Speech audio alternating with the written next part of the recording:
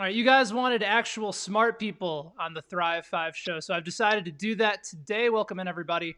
My name is Ben Heisler. I'm the host of the Thrive 5, in which we go over our 5 favorite daily props that are available either in the contest lobby or in the props lobby at thrivefantasy.com. If you guys haven't played before, it's a very easy process. You go and you choose the props that you like, have a chance to 11 times your entry over in the props lobby, or compete for cash prizes in the contest lobby. So with me today, certified NBA expert. You can hear him on 670 The Score in Chicago, one of the outstanding NBA insiders they have there, also the producer of the Bernstein and McKnight Show, as well as the Lawrence Holmes Show on 670. It's my buddy Rick Camp. What's up, Campy? Not much. How are you? I'm good. I appreciate you coming on and going through some of our Thrive 5 props of the day. I figured, if you're doing as well as you've been doing so far in picking NBA games, we might as well be able to put that over to the DFS side and to the prop side. But have you typically delve into props before? Have you mostly been looking at spreads, mostly looking at line movement? What's sort of your general process in having a year that you've been having? Because it's been really good. A lot of it's been more looking initially at size. I'm actually probably opposite of a lot of people. I look at totals first. So my process is normally going through, and sample size wise, I only generally look at the last 2 weeks, because anything more than that, there could be injury things that skew the numbers, or it could. I just don't trust. Teams change too much for me to trust more than a 2-week to 10-game sample. So I like to look in those time frames and then look at pace, look at offensive, defensive rating, go from there. And then on a per team basis, as I'm looking at the matchups, who's causing what? Because in the NBA, more than any other sport, it's so easy to say, okay, well, this player and this player are helping a team succeed, where this player and this player really are a detriment. So if there's a match, that's where a matchup could be exploited. So that's where I think you're going to be perfect for this type of segment, because when you're looking at the prop market, a lot of those are basically set on averages. And so if you're talking about pace, if you're talking about up-tempo type of performances, you know that the over is in a really good spot, because the lines are not likely to dictate what we've seen in recent performance. You can also pick out a lot of different trends that way as well. So let's dive right into it. Let's give the people what they want. We each have 3 different props that are available over in the props lobby page. If you were to parlay all 3 of those bets, you would win 6.2 times your entry. So a $10 entry, for example. If Rick, you played all 3 of those over at Thrive Fantasy, you could turn $10 into $62. So a pretty good opportunity there. What's your first favorite prop of the day? Someone that's intriguing to me because he just got moved. And I think a lot of times that's where value can be found, is when a player changes team, his role changes. And for me, that's Malik Beasley in Minnesota. I always thought he was a guy that was just a victim of being in Denver, where they just were so deep that he didn't get the opportunity to shine. The line on him is 14.5 points. They're against Charlotte tonight. And I know when you think high tempo and stuff, you definitely don't think Charlotte. No, not Charlotte. I think dead last in the NBA pace. Yeah, and you don't think good basketball either. But since Malik Beasley, it's only 2 games so far, but since he's been with Minnesota, averaging 30 minutes a game as opposed to 18 as he did with Denver, he's averaging 19 points in those games.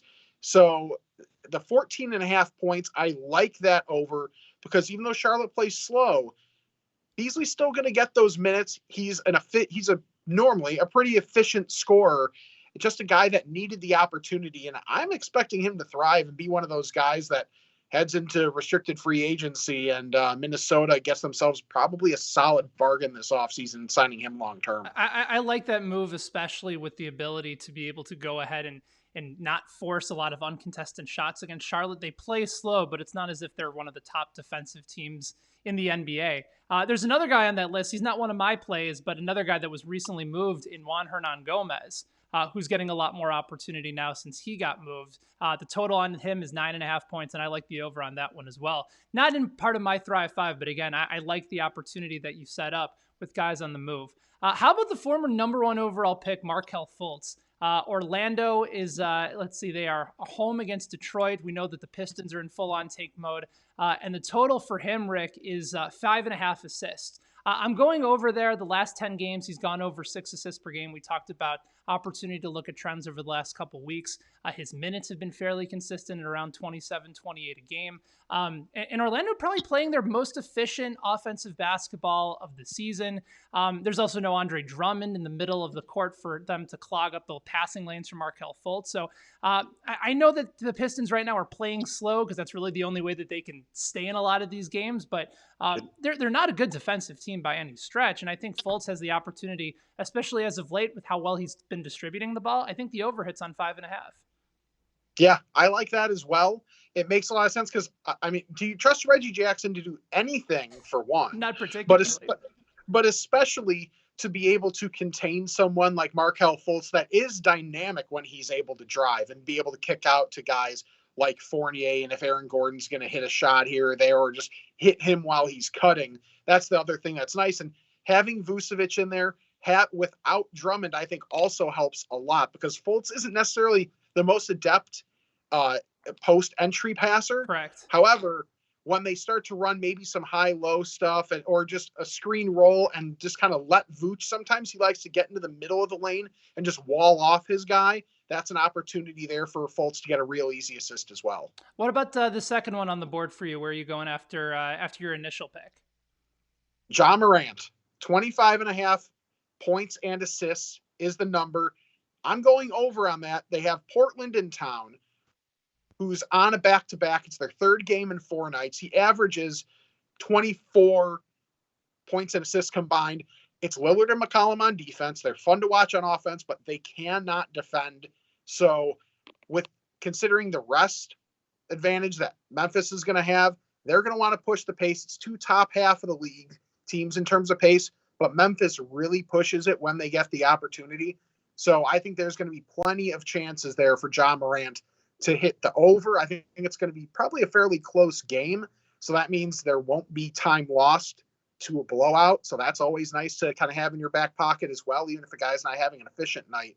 But points and assists, 25.5 for Ja Morant. I like that over. I like that over quite a bit too. And, you know, it's funny to think of Memphis now as a top 5 pace team in the NBA. We were used to them always being so slow and a lot of half-court offense and ball movement and a lot of inside-outside game with Marc Gasol. And now they're really fun to watch, and they slowly turn themselves into a really intriguing rebuild for the future. So I like that call on the over for Morant. My second pick is actually from that very same game, and I'm going to go under for Damian Lillard. He has an over-under, Campy, of 40.5 for points and assists. Now, if you go back and you look at the game log for Damian Lillard since January 20th, I mean, he's been incredible. But 40.5 is still really, really tough to come by just on points and assists alone. His average in the month of February is 32.3 points, 8.5 assists, and that's still on the high side, and that barely gets you to the 40.5 that you need tonight. You talked about the pace for Memphis. It's certainly a pace-up game for Portland, but I think they're number 11 in the NBA in pace, so it shouldn't change drastically, but the back-to-back is really where I think this hurts Lillard. He's been so good, but at some point you just run out of gas, and I still don't think, even with as good as Memphis has been lately, it's still not a team that you really get up for. And I think you have to get up if you're Damian Lillard to hit that 40.5 tonight. Agreed. And when you think about some of the rim protectors that Memphis has, you know, they just brought in Gorgui Dieng, who at least with the second unit, maybe when Lillard's in and he tries to eat on some second units, he's at least a guy that's somewhat capable at the rim. You have Jaren Jackson Jr., you have Brandon Clark that play in the main units. Those are guys that, if nothing else, may take away an easy basket or two at the rim for Lillard. So if he has to rely on the jump shot, which still is great, but as we mentioned before, on the back-to-back, third game in 4 nights, I like that under, because even if he gets about his usual in terms of points, you know, being able to have I don't trust the guys around him as well, because they haven't been a great team when it comes to back-to-backs. All right, so normally on this show, we just do 5 props, but both Campy and I have 3 for you, so you get an extra one thrown in free. The old half dozen opportunity here. So final prop on the night for you over in the props lobby. Who do you like for your third pick? Well, it's an XL edition with having the extra, so it's Nikola Jokic against the Lakers. It pains me to say this. The number's 39.5 for points, rebounds, and assists combined. I go under. In the 2 previous games that they've had this year, Jokic has totaled 29 and 26 in those games. Now, Jokic has been fantastic lately, but when you look at the quality of bigs that he's been playing against lately, it hasn't quite been there. He's had a matchup with Rudy Gobert, but he's just a different type of player than Gobert.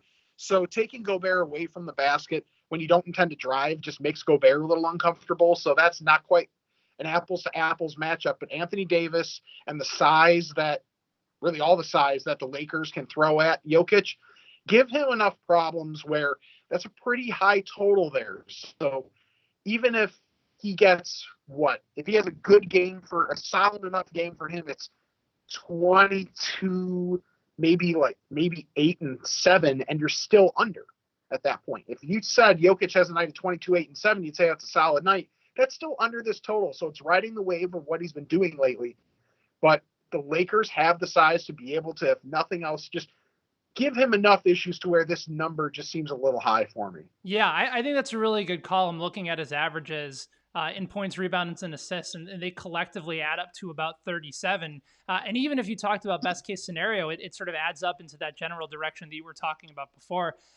Yeah, I could see maybe his assists going up a little bit, especially with AD and maybe McGee on him as well tonight. But it's going to be tough to get those points, especially to get to a number like 39.5. I think that's a really sharp play. Plus, you never know with Denver, right? Watching them, you kind of feel like you got to bet them live starting in the second half because they're going to be down for a while, possibly down big, and then they're going to go on this incredible run, and you have an opportunity to get them at really, really good value. I missed on that opportunity the other night.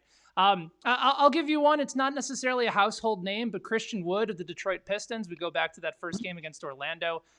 The over-under is 23.5 points and rebounds against the Magic. And I think with the way that the Magic are pushing their pace recently, I'm going to go over here, especially to be able to get more on the boards because of Andre Drummond not being there. You know, in fantasy football, we talk about the ability to fill in on a lot of vacated stats. So when Antonio Brown was no longer in Pittsburgh, all right, well, who's going to see a lot of those targets that have been vacated? And that's why I thought Juju Smith-Schuster would have a monster year. Didn't end up happening for a wide variety of reasons, but I think Christian Wood sort of fills in that void as far as opportunities to just clean up the glass without Drummond there anymore. He's been averaging around 13 to 14 a game the last several weeks. Previous 4 games, he's averaged 34 minutes up until that game against Charlotte, where he only played in 23, and that kind of skewed his average over the last 5 games as well. So I think Christian Wood is sitting in the driver's seat to get himself in a really good rebounding spot today. If he gets 11 or 12, he only needs to score about 11 or 12 to hit that over, and I think that's likely where he goes tonight. I really like Christian Wood. He's a guy that's bounced around a little bit until he's kind of found a home in Detroit. I think part of the reason they were very willing to trade Drummond is because there's not that much of a drop-off when you get to Christian Wood. A similar profile, solid rebounder, really good offensively, not quite what you would think maybe defensively, but I really like that play because offensively, with as many guys as have been out for Detroit, and I know like Derrick Rose is supposed to be back tonight. However, if there any sort of inside presence, he's the guy that's going to be there. He's a guy that's going to get your offensive rebounds, get a few buckets. So, yeah, especially considering the opportunities that are going to be there for rebounding, I like that number. I think it's pretty safe to say that one should hit that over. So there you go, guys. That's our Thrive 5. I guess technically our Thrive 6 or maybe even 7, based on the conversation that we've had over this episode. Rick, where can people find you? Where can they hit you up on Twitter and get some of these incredible picks that you've had recently? At RickHamp670 on Twitter. That's where I put out NBA picks. And if you like people that are masochistic about basketball, I tweet about the Bulls a lot when they play. And since they're a dumpster fire, there's lots of opportunities there. That's the main spot where you can get me right now. But pay attention to that because there's going to be something else coming up where you'll be able to find some extra content from me coming up soon. Excited about it. Rick, thanks so much for hopping on the show, man. We'll have to do it again soon. And thank you guys for watching. Make sure you guys head over to thrivefantasy.com and don't forget to use that promo code Benny. If you make a $20 deposit or more, they will match that $20 instantly. You don't have any hoops or any bonuses to jump through. You put in $20 and they will match it. All the information is right at the bottom of the screen. For my guy, Rick, I'm Ben. We'll talk to you guys soon. Thanks for watching.